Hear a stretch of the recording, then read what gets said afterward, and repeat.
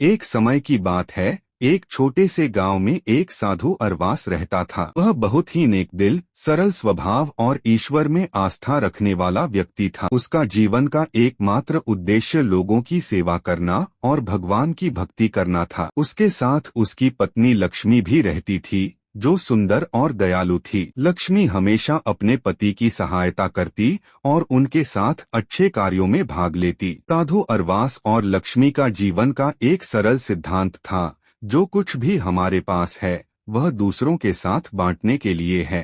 हालांकि उनके पास अधिक धन या संपत्ति नहीं थी, लेकिन जो भी थोड़ा बहुत उनके पास था वे हमेशा जरूरतमंदों की मदद के लिए इस्तेमाल करते। एक रात गांव में एक चोर आया। उसका नाम रामू था। वह अक्सर रात में गांव के घरों में चोरी करता था। एक दिन उसकी नजर साधु अरवास और लक्ष्मी के छोटे से घर पर पड़ी। उसने सोचा, यह साधु और उसकी पत्नी बहुत सरल और अच्छे लोग हैं, शायद इनके पास कुछ कीमती चीज हो जो मैं चुरा सकूं। रात के अंधेरे में चोर घर में घुसने की कोशिश करने लगा, लेकिन इससे पहले कि वह कुछ चुरा पाता, लक्ष्मी ने उसकी आवाज सुन ली।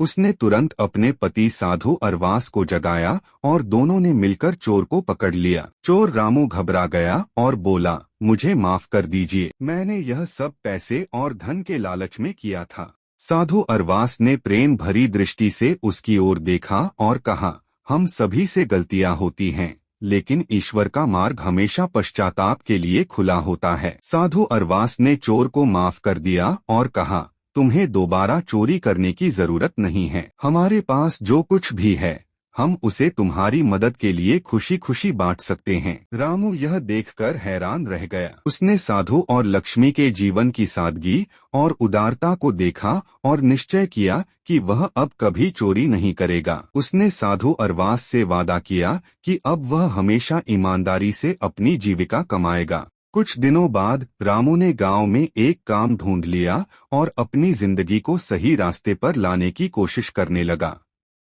उसके बाद उसने कभी किसी और की संपत्ति का लालच नहीं किया। साधु अरवास और लक्ष्मी की इस करुणा